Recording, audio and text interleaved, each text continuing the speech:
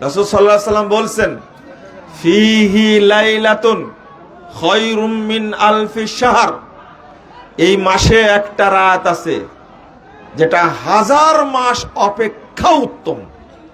পুরো রমাজান না, শুধু একটা রাত সম্পর্কে বলছেন।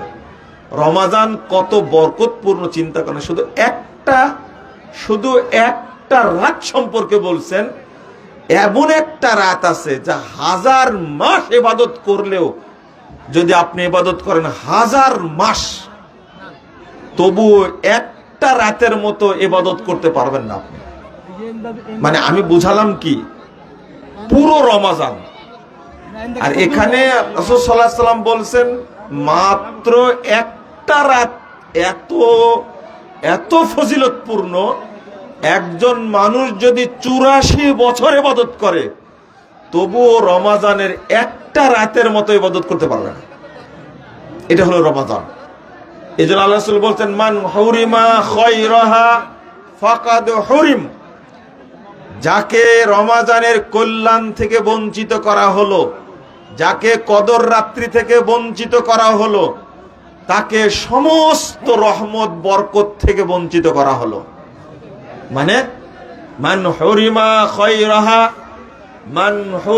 খায়রাহা ফাকাদ হুরিম, যাকে রমাজানের ক্ষমা থেকে, কল্যাণ থেকে, বরকত থেকে বঞ্চিত করা হলো, তাকে আল্লাহ রাব্বুল আলামিন কোনো রহমত, কোনো বরকত, কোনো দয়া, ক্ষমা আল্লাহ দিবেন না, সারা বছর দিবেন না। জটিল ব্যাপার একটা। আপনি রমাজানকে অবহেলায় কাটিয়ে দিলেন, আল্লাহ আপনাকে সারা বছর কোনো রহমত দান করবেন না। কাফের মুশরিকরা যেভাবে জীবনযাপন করেন আপনি ওইভাবেই করবেন, কারণ এটা ফরজ ইবাদত। রমাজান ফরজ, আপনি উদাসীন। আল্লাহ রাব্বুল আলামিন এমন একটা রাত উপহার দিয়েছেন, একটু সিরিয়াল খেয়াল করেন। রমাজান মাসে দিলেন তারাবি, রমাজান মাসে দিলেন কোরআন তেলাওয়াত, রমাজান মাসে এর পরেও দিলেন সাদাকা, এর পরে দিলেন ইতিকাফ, এর পরে দিলেন কদর রাত্রি, এর পরে দিলেন ফিতরা। মানে স্টেপ বাই স্টেপ। সর্বশেষ আপনি ফিতরা দিয়ে ফরজ। কেন ফরজ করলেন ফিতরা দেওয়া? ফিতরা দেওয়া কেন ফরজ করলেন?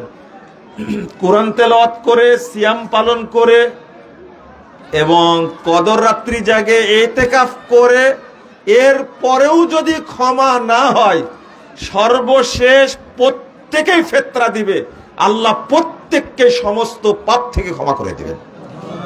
আল্লাহর উদ্দেশ্য হলো এটা, রমাজানে যেন তার কোনো পাপ না থাকে। এটা হলো আল্লাহর উদ্দেশ্য। দেখেন স্টেপ বাই স্টেপ আল্লাহ কিভাবে নিয়ে গেছেন। সর্বশেষ কাজ হলো ফিতরা। মানে ফিতরা এমন জিনিস ফরজ করেছেন, অনেকেই সিয়াম পালন করতে পারেনি, অসুস্থ, সে কি মাপ পাবে না? অনেকেই তারাবি পড়তে পারেনি, তাই বলে ক্ষমা পাবে না? অনেকে ইতিকাফ করতে পারেনি, দান খায়রাত করতে পারেনি, কোরআন তেলাওয়াত করতে পারেনি, কদর রাত্রি জাগতে পারেনি, তাই বলে সে ক্ষমা পাবে না? এই জন্য প্রত্যেক ব্যক্তির উপরে ফিতরা ফরজ করেছেন, যেন ফিতরা দেওয়ার মাধ্যমে ও সমস্ত পাপ থেকে ক্ষমা পেয়ে যায়। আমরা বুঝি না।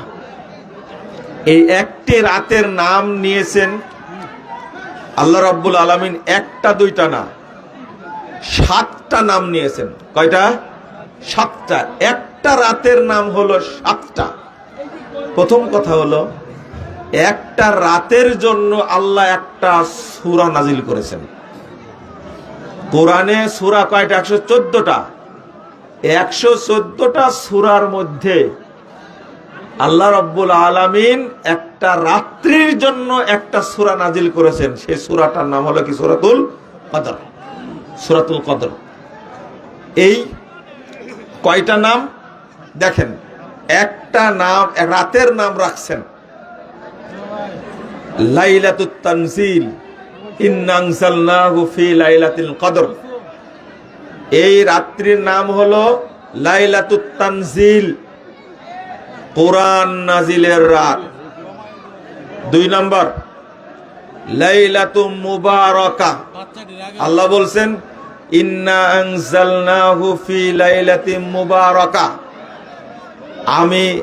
আমরা কোরআনকে নাজিল করেছি বরকতময় রাত্রিতে। 3, এই রাত্রির নাম রাখছেন লাইলাতুল কদর ওয়াল ফসল, অর্থাৎ রুজি বন্টনের রাত, ফায়সালার রাত।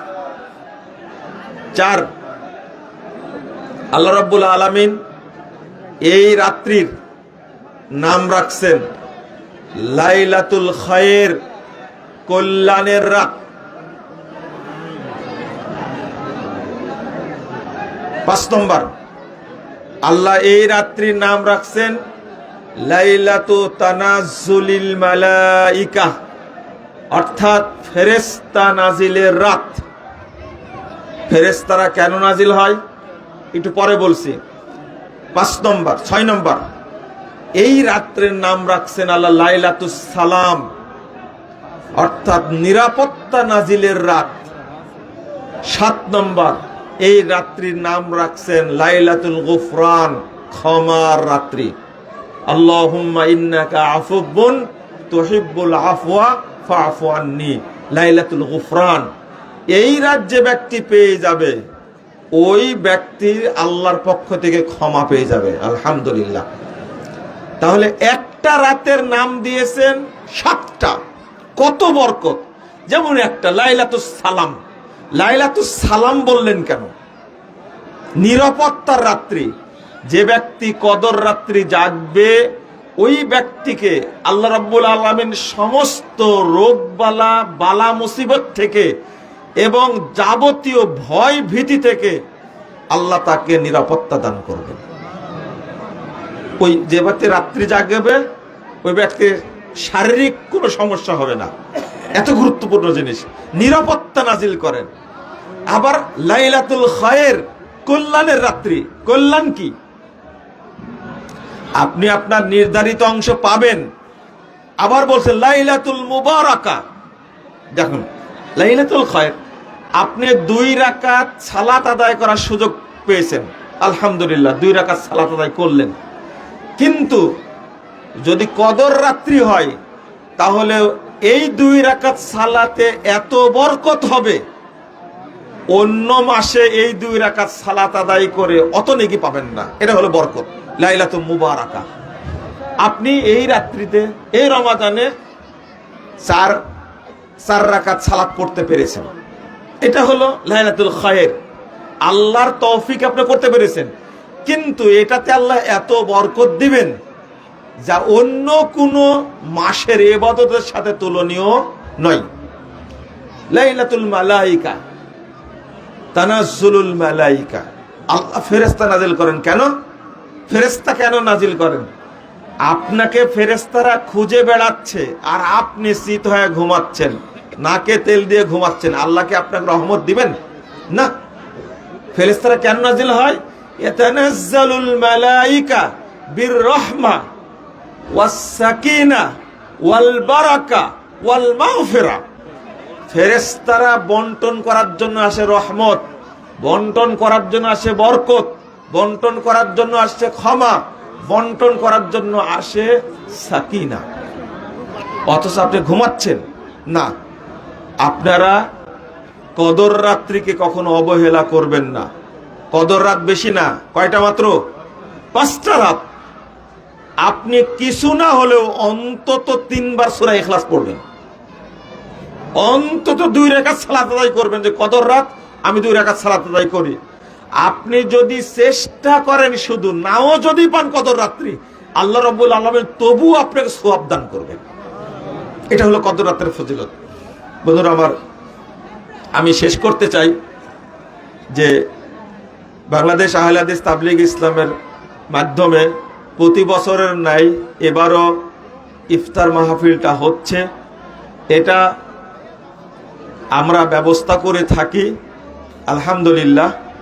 আপনারা দোয়া করবেন আল্লাহ যেন এইটা কন্টিনিউ করার তৌফিক দান করেন, আমিন। 2 নম্বর হলো যে আমরা সারা মাস যে দাওয়াতি কার্যক্রম করে থাকি, আপনারা মসজিদে গিয়ে দাওয়াতি কার্যক্রম করে থাকেন, এটা অব্যাহত রাখবেন, এটা যেন বন্ধ না হয়। গতবার ইফতার করেছিলাম, শেষ দশকের মধ্যে অনেকে উপস্থিত থাকতে পারেননি, কিন্তু এবার একদিন আগে করার কারণে আলহামদুলিল্লাহ অনেকে উপস্থিত থাকতে পারছেন, আলহামদুলিল্লাহ। এটা কেমন বসে যান অনেকেই। আমরা আগামীতেও চেষ্টা করব এই শেষ দশকের আগে ইফতারটা করার। আমি মাঝখানে সময় একটু কম পেয়েছি, আল্লাহর রহমতে আমি একটু উমরাই গেছিলাম আব্বা আম্মাকে নিয়ে, তো আলহামদুলিল্লাহ আসতে পেরেছি আপনাদের মাঝে, এটা আনন্দের। আমরা আল্লাহর কাছে দোয়া করি আল্লাহ রাব্বুল আলামিন যেন আমাদের সমস্ত পাপগুলোকে ক্ষমা করে দেন, বলেন আমিন। আল্লাহ যেন আমাদের আমল নামায় কোনো পাপ না রাখেন।